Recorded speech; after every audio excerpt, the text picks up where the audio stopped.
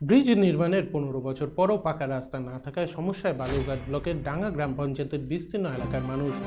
ডাঙ্গা গ্রাম পঞ্চায়েতের জঙ্গলপুর এলাকার ডাঙ্গা খাড়ির উপর ব্রিজ নির্মাণ হয়, যাতে এলাকার মানুষ সরাসরি রঘুনাথপুর দিয়ে ডাঙ্গা পঞ্চায়েত অফিস, বালুরঘাট জেলা হাসপাতাল ও বালুরঘাট শহরে আসতে পারে।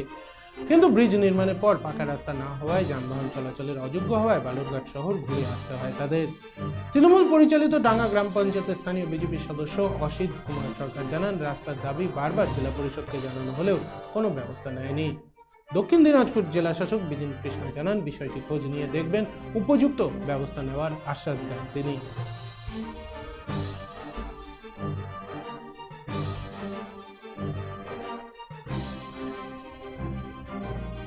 আমাদের সমস্যা হচ্ছে যে এই বর্ষার সময় মানে আমরা এই দিক দিয়ে যাওয়া আসা খুব অসুবিধা।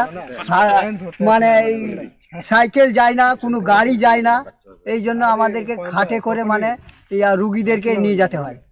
আর কিন্তু হাসপাতাল দেখা যাচ্ছে মানে এখান থেকে এই দিক দিয়ে গেলে আমরা 10 মিনিট পৌঁছে যাব। আমার এখন ঘুরে যদি যেতে হয় তাহলে 5 কিলোমিটার ঘুরে যেতে হয়। আমার রুগী মারা চলে যাবে ওরকম করে, অনেকেই মারা চলে গেছে ওরকম করে। তো আপনাদের এখন কি চান? আমরা রাস্তা চাই,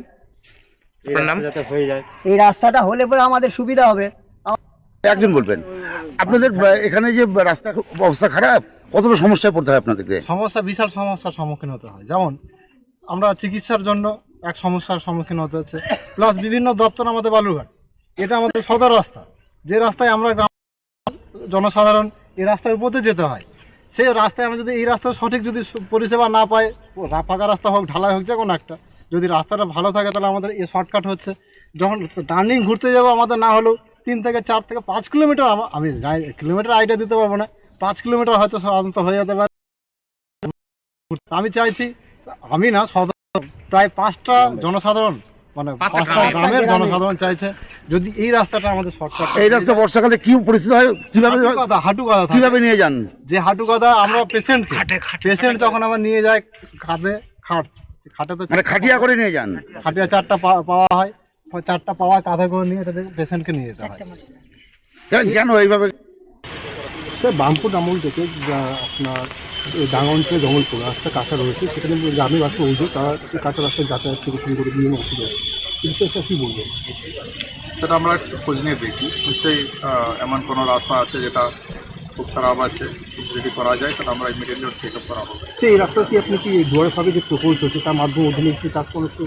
না, দুয়ারে সরকারের মাধ্যমে না, ওখান থেকে মানে পাড়াই সমাধান যেটা আছে, আমরা গ্রামবাসীদেরকেও বলবো পাড়াই সমাধান এটা আবেদন করার জন্য।